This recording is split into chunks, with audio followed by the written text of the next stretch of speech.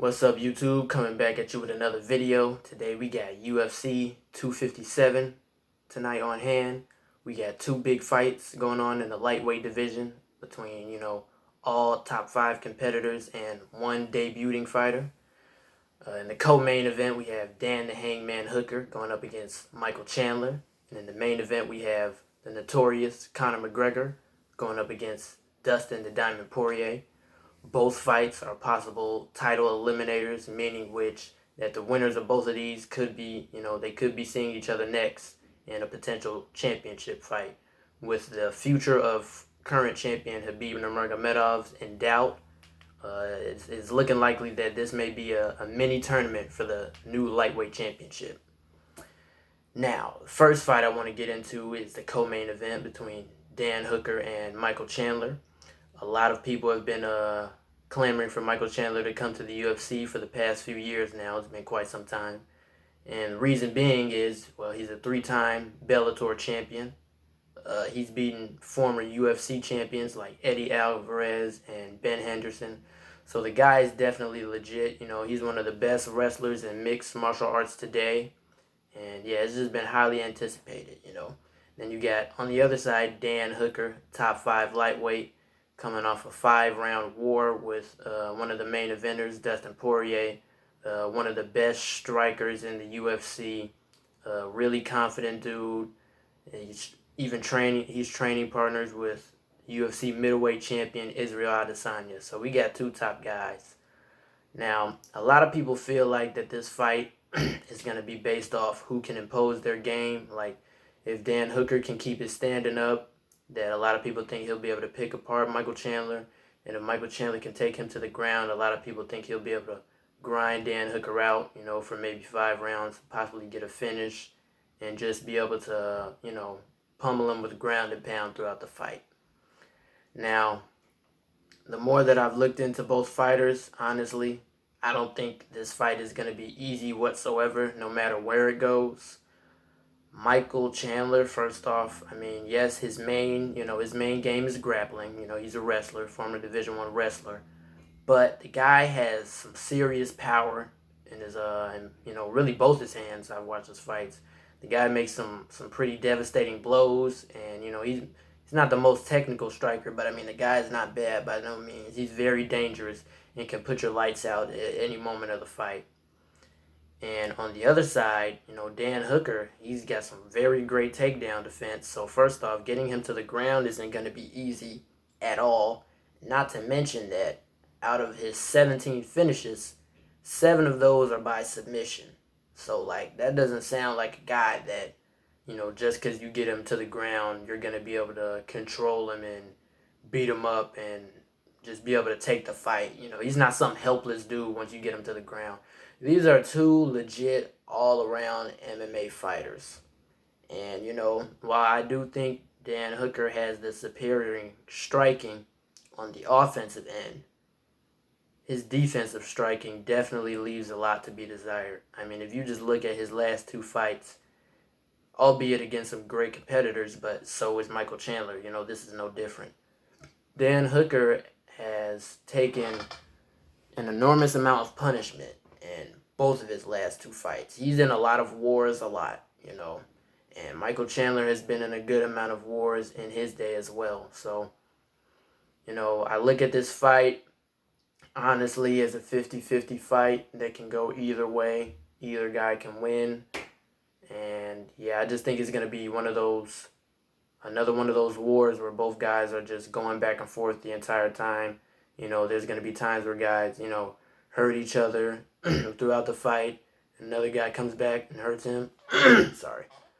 But yeah, I honestly just feel that it's going to go all 5 rounds, and it's going to be one of those, maybe those split decision fights. But yeah, I don't see either guy just being able to control the other and impose their will. I think it's going to be a big-time classic fight between the both of them. Now, getting into the Conor McGregor Dustin Poirier fight, which is a rematch from 2014. It's a rematch from 2014. You have Dustin Poirier, who fought Conor McGregor. McGregor was able to knock him out in like a minute and 46 seconds. Since then, Dustin Poirier has gone on to win 10 of his last 12 fights. He's beaten guys like, he's beaten Eddie Alvarez, former champion. He's beaten Justin Gaethje, who just fought Khabib for the lightweight championship. He's beaten Max Holloway, who was at the top of his game at the time, still at the top of his game, but Max Holloway was on a huge win streak, was featherweight champion. Dustin Poirier has come a long way since that fight. And so has Conor McGregor, obviously. He's owner of the fastest knockout in championship history over Jose Aldo, 13 seconds. He's a double champion. The guys fought Floyd Mayweather. I mean, both guys have built up quite the resume since they last met. So I expect this to be, I'm not going to say completely different fight, but I definitely don't think it's just, a replay of the last time. I don't think if you, look at the last fight, you can make just a prediction based off that. Not to mention, not only is it, have both fighters evolved, but it's at a different weight class. The first time they fought, it was at 145 pounds. This time, they're going to be fighting at 155 pounds. Both guys seem a lot more durable, a lot more powerful at this weight. So I expect this to be, this fight is so hard to call just because, primarily both guys are strikers. But Dustin Poirier has been seen to mix it up. And I think if he, changes levels a lot, doesn't just keep it a straight up stand up fight, tries to, tire McGregor out, with some grappling. Not that, it's going to be easy to take McGregor down or anything. He has very good takedown defense. But just give him different looks throughout the fight. I think McGregor is going to kind of come out the way he usually does, fast, explosive. He predicted, to knock Dustin Poirier out in less than a minute this time. He says he wants to outdo his last performance. So I expect him to come out fast, powerful. McGregor's one of those guys who looks for certain shots, in specific places like, temple, right across the jaw. He looks for those off-button spots on the human body. He's a real precise fighter, and he's good at getting those knockout wins real early. Now, I can definitely see him getting a quick win because that's just, just kind of his style, the way he wins the majority of his fights. And, but Dustin Poirier, like I said, looks a lot better at this weight. He's a lot more durable. I think that if Poirier can take the punishment early, that, that's one way, and McGregor can maybe get tired in the later rounds, because Dustin Poirier is a guy that gets stronger as the fight goes on, and McGregor's a fast starter. So I think if Dustin Poirier can get, the fight to the later rounds, he has a much bigger chance of winning. Also, another way is, Dustin Poirier can land a big shot of his own early and command the respect of Conor McGregor and make it so that, McGregor doesn't want to just rush in on him. I think that is another, asset that Dustin Poirier can put on to give himself a better chance of winning the fight. Now, the advantages I think both fighters have, with them both being primary strikers, is McGregor's much better at fighting in the distance, He's real light on his feet. He gets in and out real fast. He utilizes a lot of, spin kicks, regular kicks. And he has a real wide stance. So I think if he keeps the fight at the distance, is able to move around a lot, control that area of the fight, I think he can win this fight, and I think he can probably win it pretty quickly.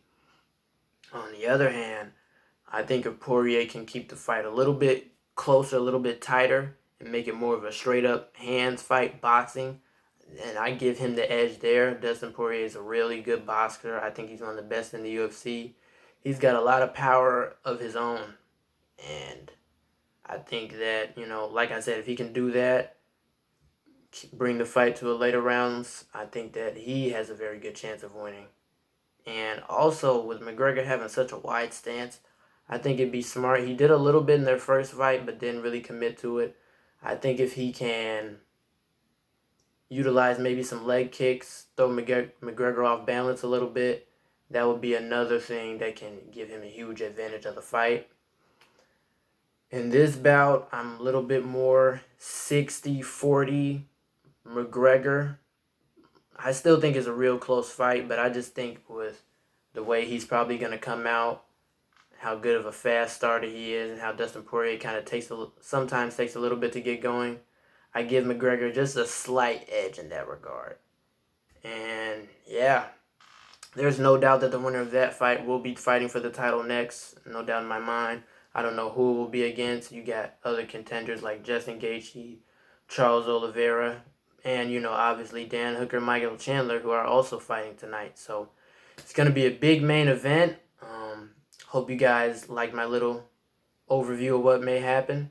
If you did, go ahead and, hit that subscribe button. I'm going to be putting videos like this about 1 time every week. And yeah, just, thanks for tuning in. Appreciate you.